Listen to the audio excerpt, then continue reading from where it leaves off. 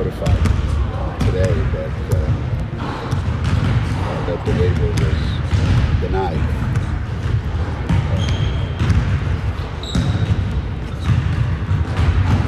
Which is rather unfortunate for Avina, obviously.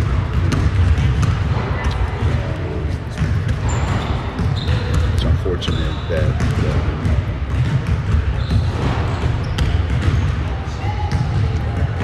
a student athlete's life is being impacted by a committee sitting in Indianapolis, making a decision on it, on whether or not someone meets these arbitrary requirements, or whether or not you can play or not right away. So every day you pick up the paper, you see this kid, yes, this kid, no, this kid, yes, this kid, no, this guy, yes, this guy, no. And you start to wonder, do people who work at the NCAA actually have any idea what goes on campuses? Or should this decision be actually made by people who are on campuses? People who have coached, people who have been administrators. Because one of the comments that was made by the committee was what was happening to Avina was pretty much normal. Well, if that's normal, then you know what? Everybody else that I talk to has been doing it the wrong way. Because if one of my players went through what Avina went through, I think there'd be an investigation here, and it wouldn't be normal. So, well, I'm disappointed. I'm disappointed personally because I don't agree with how this system works.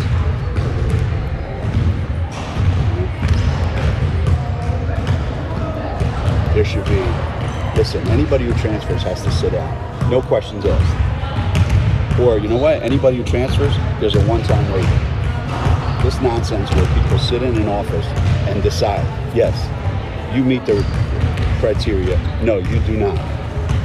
Based on what? Well, based on my interpretation. With all the issues that are going on in the NCAA, this is what we're going to do. We're going to sit around in a room and arbitrarily decide who's worthy and who's not. Then they wonder why there's an uproar over how the NCAA is operating. So I'm really, really, really disappointed. Because you know what? We've had kids leave here, and I've had no reservations about saying I support the kid's decision. As long as the kid's telling the truth, I support the kid's decision. And we have never held back a kid. And unfortunately, the information that this committee got from some people at Tennessee wasn't really accurate. Do you plan on appealing the decision? Yes, we are. We are going to appeal. So the appeal has not been denied? No, the appeal has not been denied. Okay. The waiver's been denied. The appeal has not been denied. Have you talked with her today? Yeah. Mm-hmm. We let her know about it. Obviously, she's disappointed. But if we get our appeal in by Tuesday, we'll know on Wednesday. And my hope is that people who actually have been in a position where they know this is what a student athlete goes through every day. This is what it's like to go to a big school, small school, medium school, play a sport, high profile sport, not high profile. This is what it feels like. This is what it's supposed to be like. This is the experience you're supposed to have. And for them to say that that experience was normal, they've never been on a campus. They've never been around a team. So I'm anxious for someone who's actually been in that situation to look at this. And then if they tell us no, I'll feel much better about it. But right now I don't feel so good about it. I feel like it was kind of spiteful, maybe. Spiteful? Some of the information that was given. What do you mean? Tennessee. What was the information given from Tennessee? To the committee that you said that was inaccurate. Oh, I don't think there's anything spiteful coming from Tennessee. No. I just think they could have been a little more helpful, but they chose not to be. But no, nothing like that. Nothing like that. No. the appeal, do you get to argue a point, or is it just going in front of different people? I mean, how much can you change? We pretty much gave them everything we had, but it's a different set of eyes looking at it, and yeah, and there may be a few little tweaks here and there that have come up since then, but the body of what's at issue here is essentially going to be the same. As I said, it's just a different, and this is one of the issues that the NCAA has been dealing with for a long, long time. If today you're on the committee that gets to make this determination, you can see it one way. 2 months from now, it's a different set of people on that committee. They get to see it a different way. I mean, it's not cut and dry. So either let everybody transfer or let nobody transfer. This doesn't seem to be working very well for anybody. Because what it does then is, I think it creates why was it yes for them and no for them? Why was it, what's the difference? Well, that meets a certain criteria. Well, what is the criteria? Well, it's these things. Well, we checked off every box, but you decided it wasn't good enough. I mean, even in school, you get an A, B, C, D, E, or F. This is you either get an A or you get an F.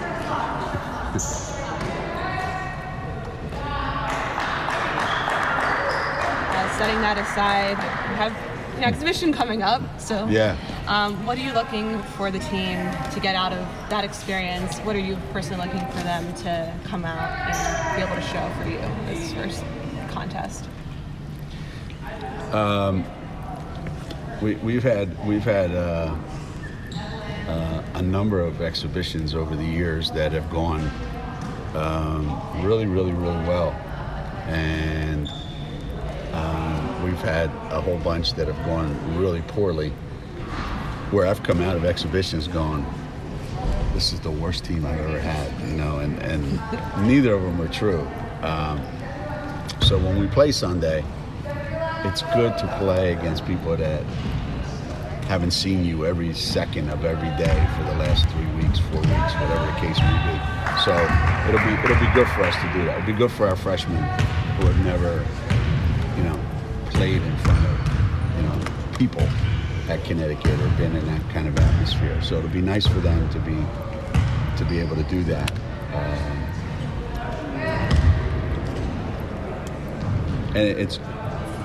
And for our players, mostly, it's better than practice. For me, I'd rather be practicing. And I think that, the fact that you don't see them, like we don't have any film.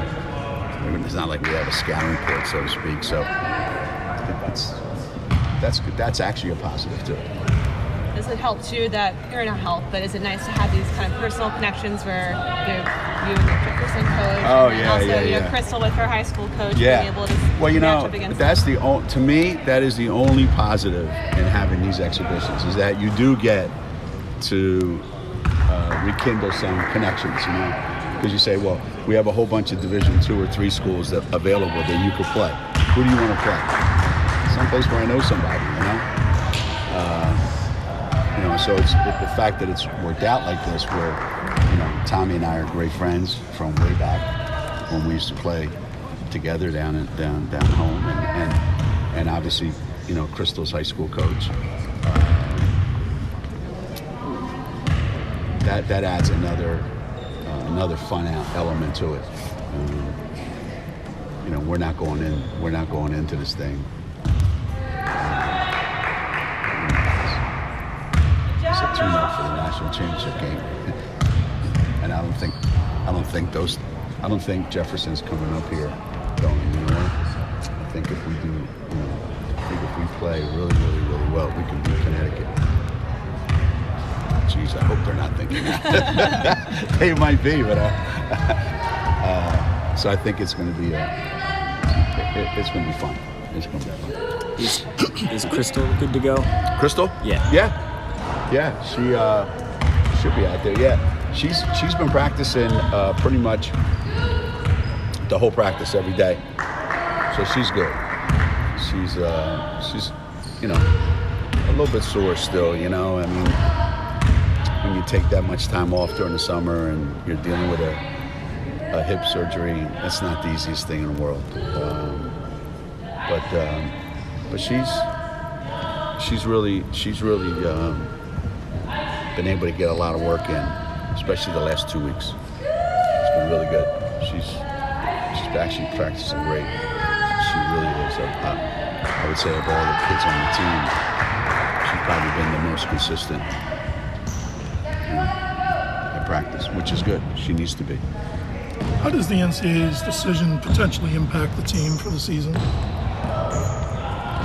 I mean, I don't think we went into the season thinking that, wow, we're really loaded in the backcourt, so this will be like an added bonus if we get Auriemma.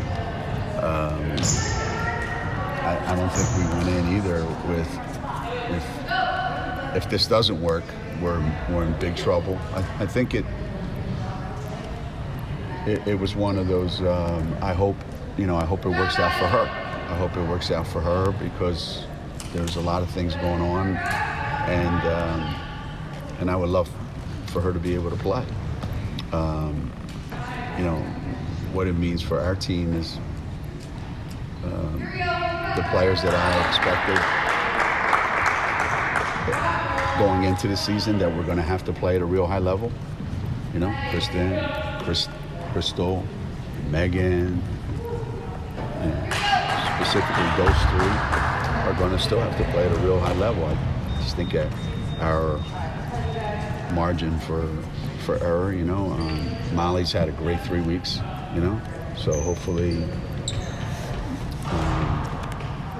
she can help us, but there's obviously no denying that somebody that's played 2 years of college basketball could be a big, big help to what we're doing. What can you ask her now and say that she's going to have to sit out? Well, we'll know more next Wednesday whether she has to sit out or not, so I'm not giving up yet. I'm counting on more reasonable people to come to their senses. How about Anna? There's some Stanford guys on this team. Can you look for something out of Anna? I mean, have you liked what you've seen so far from her and know that she can at least provide some help in the backcourt? Yeah, Anna's got a certain way of the way she plays that is, you say, well, she's a freshman. She's not really a freshman. She's a much more mature basketball player than any freshman could ever be because of her playing experience.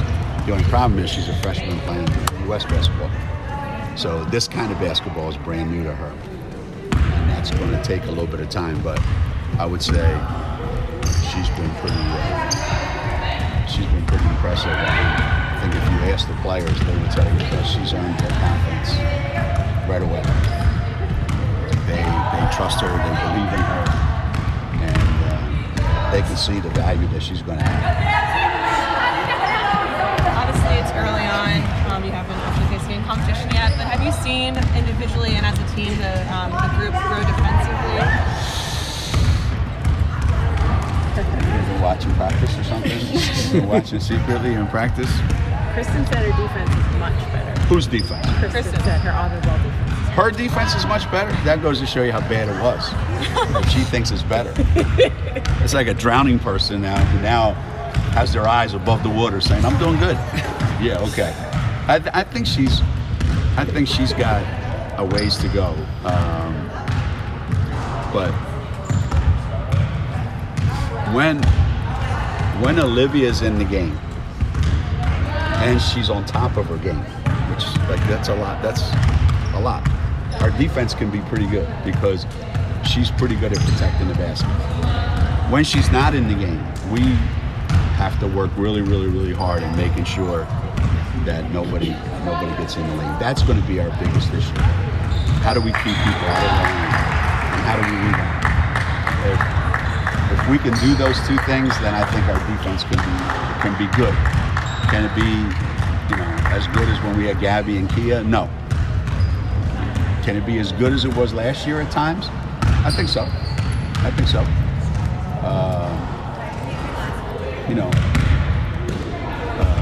Anna's taken over Lou's spot of we have to find somebody that we can put her on. So she's filling in that spot. Aubrey's taken over Kristen's spot. I'll try really, really hard, but I don't know what I'm doing. But I'll try really, really hard. And to be honest with you, I think of all the players on our team that have a chance to grow and become like big time defenders. I would say Aubrey's probably the one. Like our defense is a little bit different when she's in the game. Like when she's out there, things just look a little bit different. She almost plays as if she can guard two people at one time, as if you're almost being guarded by two people. She's got, almost the same presence Gabby had. She doesn't have Gabby's experience, but she almost has the same presence out there that Gabby had. When you came up, when you started coaching, where did you get the phrase that you put on the board every game, that you've done it for 35 years, to play hard, blah, blah. Where did that come from? Where did it come from? Why did you take it, and what does it mean to you? Well, when we first started, we didn't talk a lot about winning because I didn't know that winning was the main objective. Because I didn't know that winning was feasible at that time. So early on, it became, what are the things that we can actually control? And what are the things that I think make really, really good teams? And we want to be able to take certain things for granted. And those three things are, we want to play hard, we want to be the smartest team on the court, and we want to enjoy playing. And over the years, I think we've done that. One of the worst things you can ever say to a coach when you shake hands with them, if you ever lose a game and the team that just won and their coach comes up to you after the game and says, "Your kids played really, really hard," you just want to punch them right in the face. Because that is the biggest insult you could ever give another coach. Your kids played really, really hard. Meaning, like, you know what? The one thing that's obvious that you should be able to do, you did it really, really well. You sucked at everything else, but your guys played really hard. So when I put on the board, listen, playing hard is not something that we're going to get any kind of compliments on. We take that for granted. Being smart, we take that for granted. Enjoying playing basketball, we expect that to be just part of what we do. So we put it up on the board because this is what we do. The other stuff, yeah, that changes game to game. But those three things, that's who we are. That's who we want to be. That's the way our program should be talked about. They compete, they're smart, and they enjoy what they're doing. But you did it for USA too. And I did it for USA basketball because I think anytime the focus is on winning, I think I've never been comfortable with that, and winning is important, don't get me wrong, but I just think that if you really compete, and you're smart, and you enjoy playing, all the other things that go along with it are going to come. But those three things, if they don't exist, it's not worth playing. It's not worth playing. If you don't compete, how can you? And you're really smart, and you're having a great time, you're going to lose. If you compete really hard and you're dumb, you're going to lose. 2 out of the 3 or 1 out of the 3 isn't going to make it. Those 3 things have to be present in order for you to really get the max out of this game. And that's what we try to do. And it's become much more of a challenge every year.